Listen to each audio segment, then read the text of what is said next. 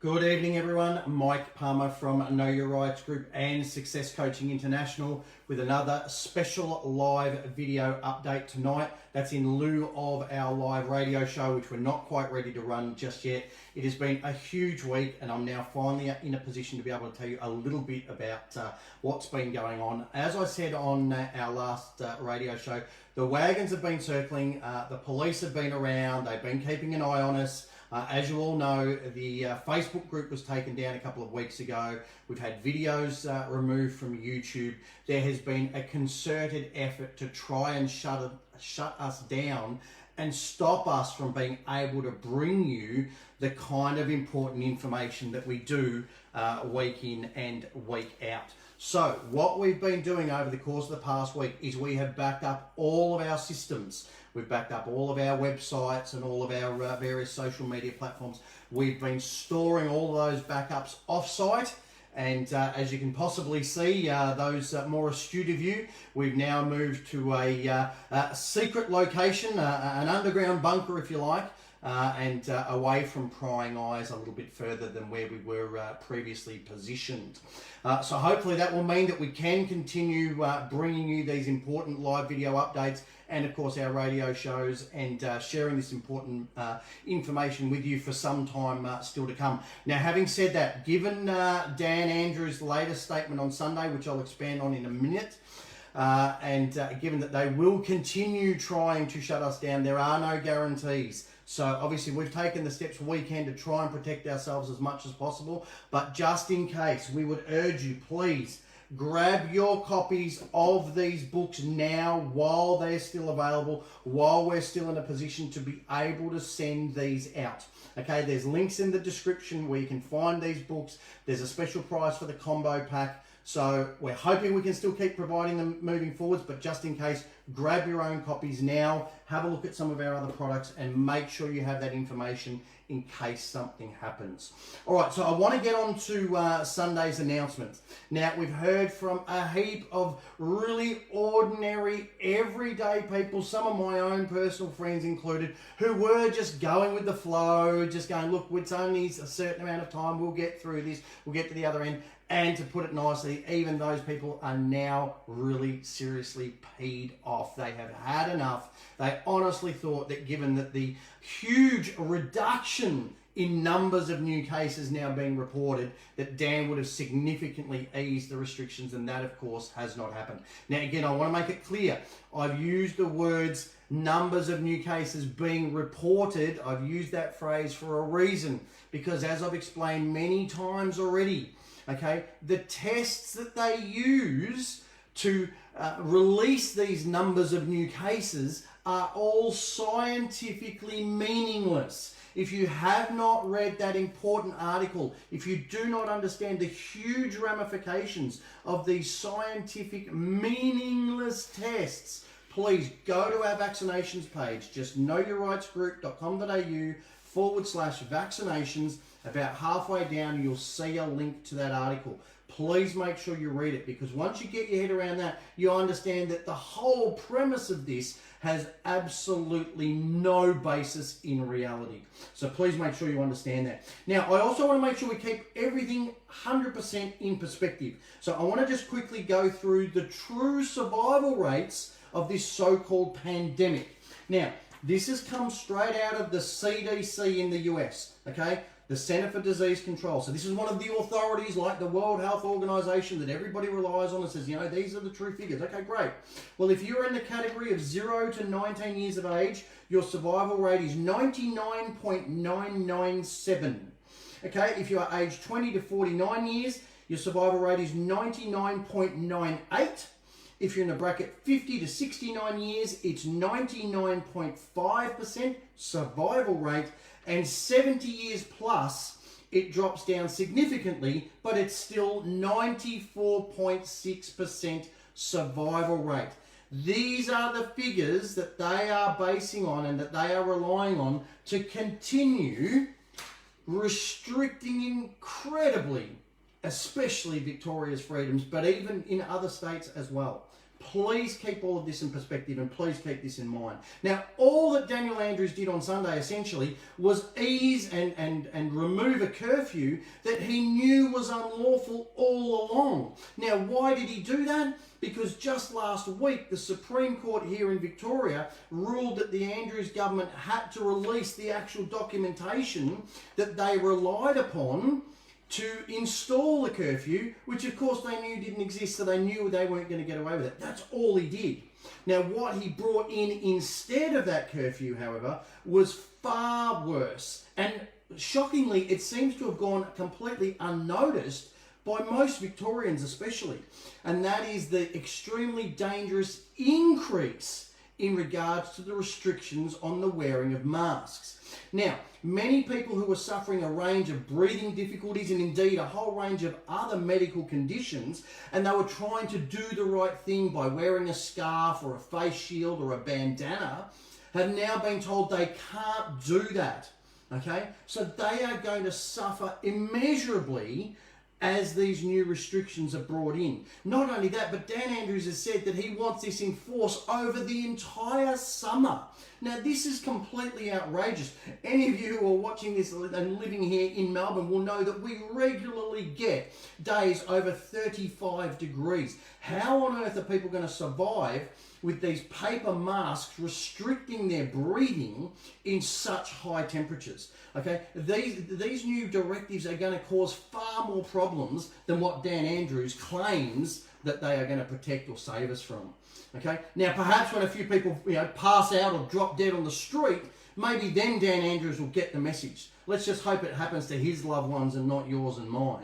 Okay, because this is crazy.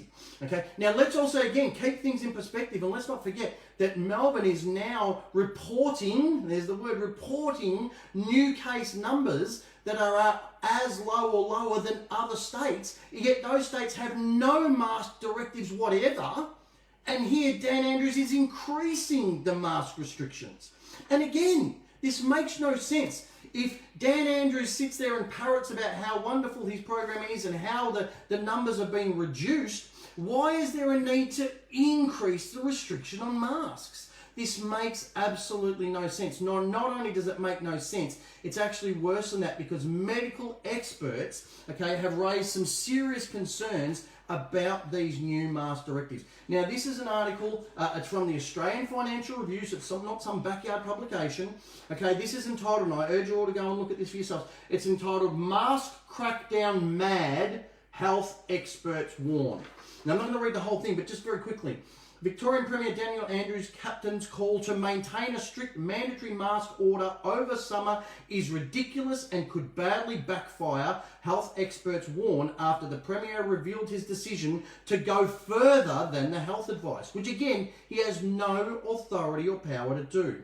Mr. Andrews announced an indefinite crackdown for mandatory masks on Sunday, including banning face shields, scarves and bandanas, and requiring a fitted mask that covers nose and mouth, which he expects to remain over the summer. I think this is a big issue. People will get fatigue, infectious diseases physician Peter Collignon said. If you have a lot of community transmission, masks make sense. But it's about 5 or 6 of the hierarchy of things which have benefits. He said too many people wanted an easy single solution, but warned masks would not have stopped Victoria's outbreak. Let's make that clear. Masks would not have stopped Victoria's outbreak. Deakin University epidemiology chair Catherine Bennett put the odds of contracting the virus in Melbourne at longer than 1 million to 1, compared to around 1 in 12,000 chance of being struck by lightning. This is how completely disproportionate and out of touch with reality these mask directives are.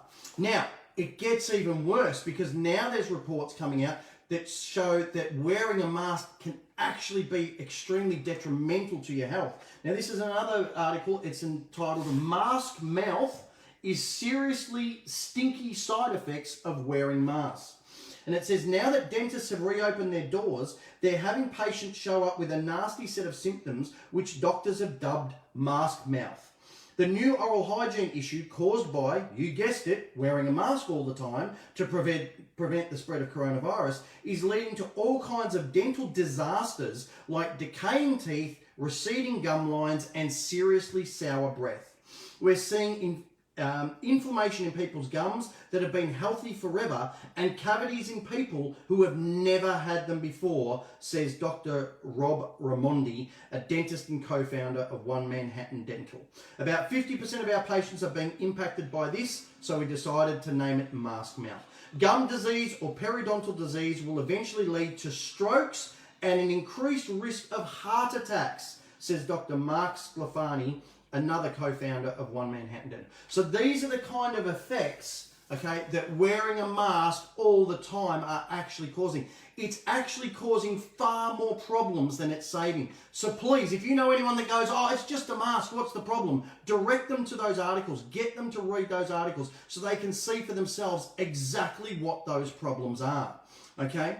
So, this whole new mask directive is clearly just revenue raising. That's all it is. It's just there to go and get, issue more of these $200 fines. Now, given how many people are successfully using that 3-step process in that Aussie Speeding Fines book to challenge those mask fines, I urge you all, if you don't have this yet, make sure you grab a copy. The 3-step process, we've explained it before. It's a simple letter. It's drawn up. You just copy and paste your details into it. It's all pre-written. It comes on a CD that comes with the book. Okay, you just edit and paste your details and you can very easily challenge those ridiculous mask fines, as well as the 5-kilometre fines. If anyone's out there with curfew fines, if anyone's got the other $1,652 fines, they can all be challenged using the information in that book. All right, now the quarantine debacle. The inquiry heard just last week that the Andrews government is now potentially responsible for the death of 768 people. Now, this is so vitally important that we've put this article up on our vaccinations page. So again, knowyourrightsgroup.com.au/vaccinations. Scroll down about halfway and there's a link to this article. Now it's entitled Hotel Quarantine Inquiry. Here's Daniel Andrews' government responsible for deaths of 768 people. In a devastating blow for Daniel Andrews, the Hotel Quarantine Inquiry has heard his team was responsible for the deaths of 768 people. Victoria's bungled hotel quarantine scheme is responsible for the deaths of 768 people and 18,000 infections, an inquiry's been told. In closing submissions to the inquiry, counsel assisting the inquiry, Ben Eiler, said the failure to properly train security guards, inadequate testing of detainees, and poor infection control measures meant the program had become a feeding ground for the spread of COVID-19 into the community. And Dan Andrews wants to keep us all locked in to 5Ks from our homes, because if we go 10 kilometres from our home, God forbid, something shocking will happen. Okay, yeah, this is what he's dealing with. Please read that article because it goes on and explains a lot of the other failures of that whole quarantine debacle. This rests squarely on Daniel Andrews' head, and he is now rapidly becoming aware of it. And as always, we need to keep that pressure on. We need to print off copies of that article, send it to Dan Andrews' office, send it to your local minister's office and say, why is this idiot still allowed to be in control of our state when he has performed so poorly? And the inquiry is hearing all about this now. All the truth is finally starting to come out.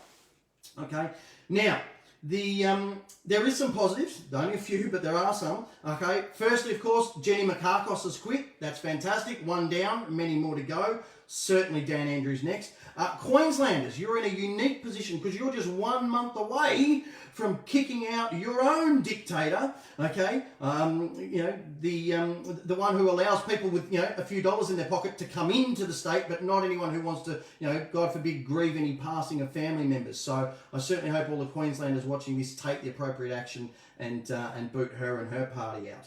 Now, the other great news is that the High Court is about to rule that the protest arrests are all unlawful, which of course is something that we've been saying all the way along in these video updates. I urge you, go back, rewatch them, see how they're going. Okay, so this again is an important article. We've uploaded it to our vaccinations page. You'll find a link there. High Court likely to free COVID's political prisoners. Now, this is straight out of Swinburne Technology. The freedom of assembly is not absolute, but neither should any important freedom be absolutely abrogated.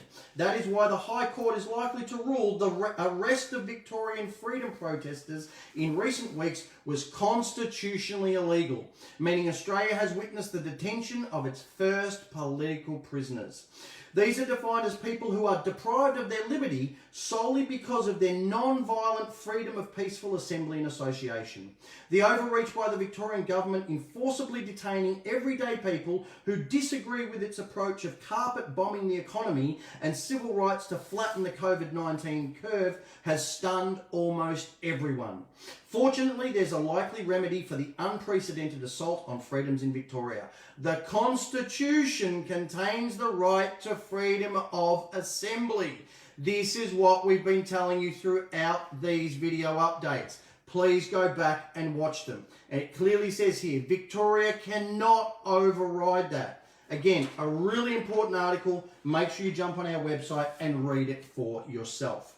Now, obviously, Dan Andrews is aware of that imminent High Court ruling, and that, of course, is the only reason that he's brought in these now $5,000 fines for unlawful assembly and gatherings outdoors, which is obviously squarely targeted at protesters. He knows he can't go out and tell the police to arrest them because they're all going to get sued personally, which again is something we've been telling people for months now. So all he can do is try and rely on the fear tactics and threaten them with these big $5,000 fines. But again, anyone who gets those fines, just use the information, okay, in these two books, okay, everything you need to know is there.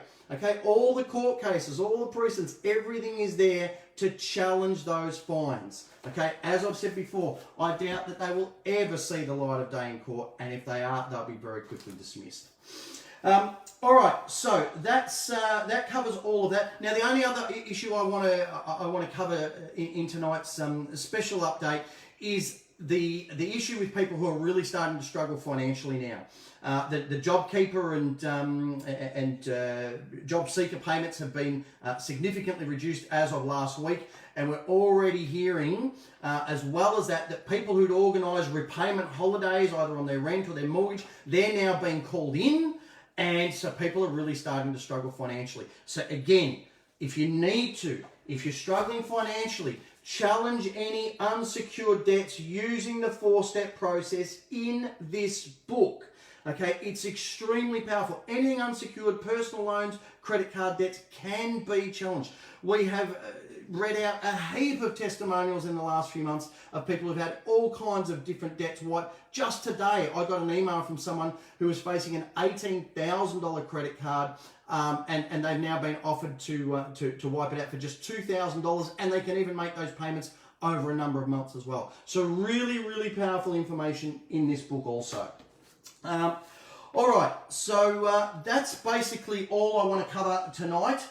Again, those 3 books are available in a combo pack. There's a link in the description. The website's in the description. Now is the time to keep the pressure on. The government is starting to crumble. The cracks are starting to appear. We need to stick our fingers and knives and screwdrivers and rip these things open and pull this system apart. We need to keep bombarding our members of parliament with those letters, with those My Will letters that are covered in that book. We need to keep bombarding the banks with letters, challenging their debts. We need to keep sending letters for all these fines. Let's fill up the court system. We are in a unique position where we can pull this whole system apart, but we need to keep the pressure on. So, as always, I urge you, keep going, get informed, get fired up, and get proactive. I'll do my best to speak to you all again on Thursday night.